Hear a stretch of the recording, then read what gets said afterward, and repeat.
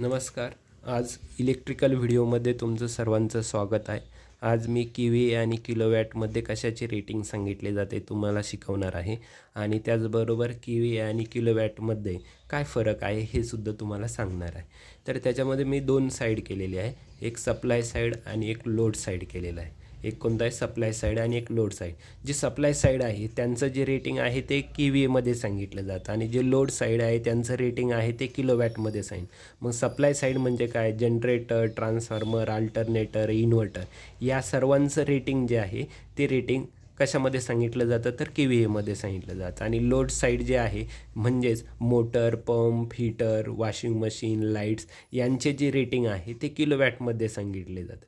मग या सप्लाय साईडचे जे जनरेटर आहे, ट्रान्सफॉर्मर आहे त्यांचं रेटिंग का KVA मध्ये सांगितलं जातं तर आपण जो ट्रान्सफॉर्मर घेणार आहोत त्या ट्रान्सफॉर्मर घेणाऱ्या किंवा मॅन्युफॅक्चरिंग करणाऱ्या माणसाला किंवा कंपनीवाल्यांना माहीत नसतं की ते कस्टमर जो ट्रान्सफॉर्मर वापरणार आहे तो तिथं इंडक्टिव्ह लोड जोडणार आहे की रजिस्टिव्ह लोड जोडणार आहे की कॅपॅसिटिव्ह लोड जोडणार आहे. कारण इंडक्टिव्ह लोडनुसार किंवा कॅपॅसिटिव्ह लोडनुसार तिथं काय असतो, पॉवर फॅक्टर असतो. म्हणजेच काय, किलोवॅट बरोबर KVA गुणिले पॉवर फॅक्टर. मग कंपनीवाला विचार या गोष्टीचा न करता फक्त KVAचाच विचार करतो, कारण कंपनीवाल्याला माहीत नसतं की ट्रान्सफॉर्मरवर कोणता लोड जोडणार आहे आणि लोडनुसार काय असतो, पॉवर फॅक्टर असतो. मग पॉवर फॅक्टर त्याला माहीतच नसतो कोणत्या लोडचा आहे, त्यामुळे तो पॉवर फॅक्टरचा न विचार करता फक्त तिथे KVAचाच विचार केला जातो ट्रान्सफॉर्मर बनवताना. मग आपल्याला कशामध्ये किलो, व्होल्ट आणि ॲम्पियर या तिन्ही गोष्टीमध्येच काय सांगितला जातो, ट्रान्सफॉर्मरचा सांगितला जातो. म्हणजे आपल्याला ट्रान्सफॉर्मर देताना कंपनीवाला पॉवर फॅक्टरचा विचार करत नाही, म्हणून त्याचं फक्त रेटिंग KVA मध्ये सांगितलं जातं. मग किलो, व्होल्ट, ॲम्पियर या गोष्टीचा विचार करून ट्रान्सफॉर्मर तयार केला जातो.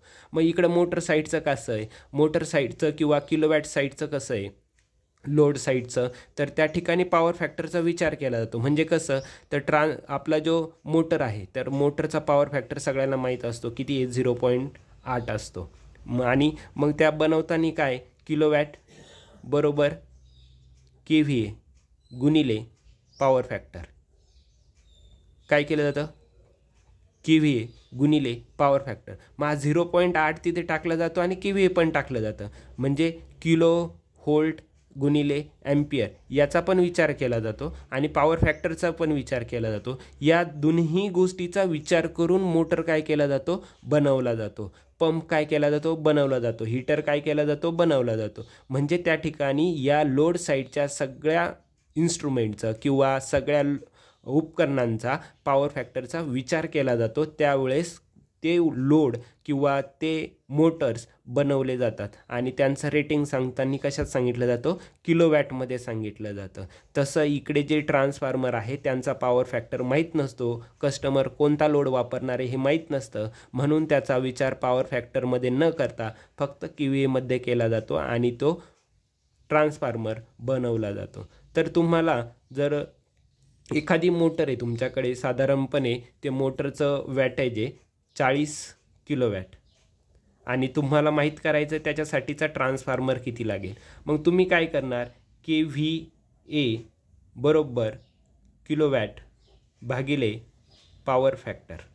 मग आपल्याकडे मोटर कितीची आहे, साधारणपणे 40 किलोवॅटची. पॉवर फॅक्टर किती आहे त्या मोटरचा, 0.8 आहे. मग या दोन्हींचा भागाकार करून साधारणपणे